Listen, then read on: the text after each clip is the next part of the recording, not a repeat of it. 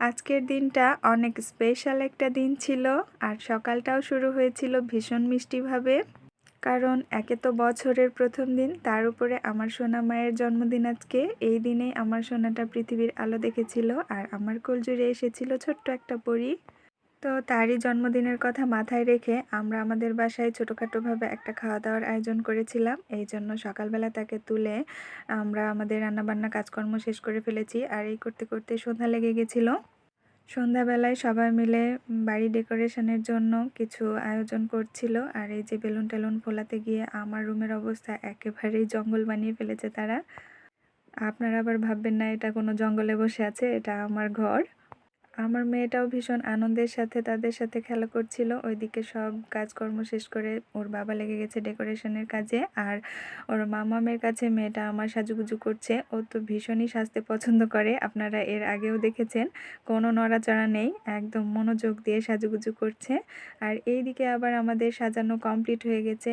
তো দেখতেই পাচ্ছেন কি সুন্দর করে সাজিয়েছে মাশাল্লাহ। আমাদের বাড়িটা গ্রামের বাড়ি, মাটির বাড়ি, সেজন্য অনেক ভালোভাবে করতে পারেনি, কিন্তু তারপরেও আলহামদুলিল্লাহ মাশাল্লাহ অনেকটাই ভালো করে সাজিয়েছে ওর বাবা। আসলে সব সুখ আর সৌন্দর্য যে অট্টালিকায় থাকে তা নয়, কিছু সুখ কুঁড়ে ঘরেও থাকে। মেয়েটা আমার আজকে অনেক খুশি, ভীষণ খুশি তার জন্মদিন পালন করা হচ্ছে।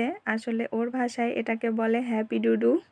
ও কিন্তু প্রতিদিনই ওর বার্থডে পালন করে, কিন্তু কল্পনাতেও ছিল না হয়তো বা যে এত সুন্দরভাবে ওর জন্মদিনটা আমরা পালন করব। আসলে গত বছর ও তো অনেক ছোট্ট ছিল, যার কারণে এগুলো ওর মনে থাকারও কথা নয়। গত বছরও আমরা ছোটোখাটোভাবে পালন করেছি। এবছরেও ছোটোভাবেই আমরা ওর বার্থডেটা সেলিব্রেট করছি, তেমন কাউকে বলিনি, শুধুমাত্র আমরা আমাদের ঘরের কয়জন মানুষ নিয়ে এটা করছি। আর ওকে ভালো লাগানোর জন্যই আমাদের বাসাটা একটু সাজিয়েছি আর কি। কিন্তু এত কিছু সাজানো গোছানোর পরে যখন ও কেক কাটতে গেল তখনই ঘটালো বিপত্তি। গেস্টদের সামনে তো সে কিছুতেই কেক কাটবে না, কখনোই না। ওকে জোর করে এক প্রকার কেকটা কাটানো হয়েছে কোনো রকমে। তারপরে কোলের মধ্যে ঢুকে মুখ গুজে বসে আছে, মনে হচ্ছে সে ভীষণই লজ্জা পেয়েছে, কিন্তু আসলে আমার মেয়েটা এতটাও লজ্জাবতী নয়।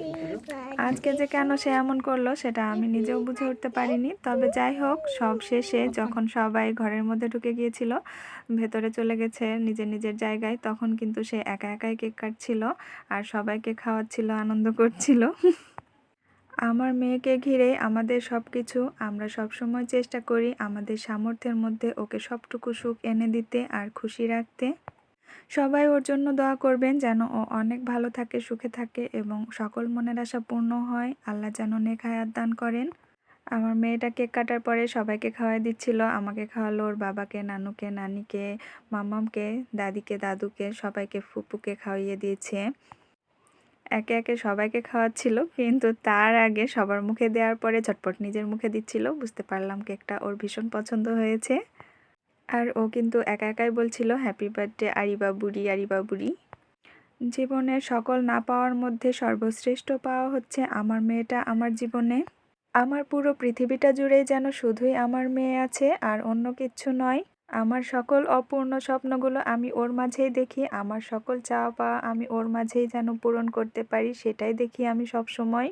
দেখতে দেখতে আমার মেয়েটা 2 বছর পূর্ণ হয়ে গেল। আস্তে আস্তে ও অনেক বড় হয়ে যাচ্ছে আর সময়গুলো অনেক তাড়াতাড়ি চলে যাচ্ছে।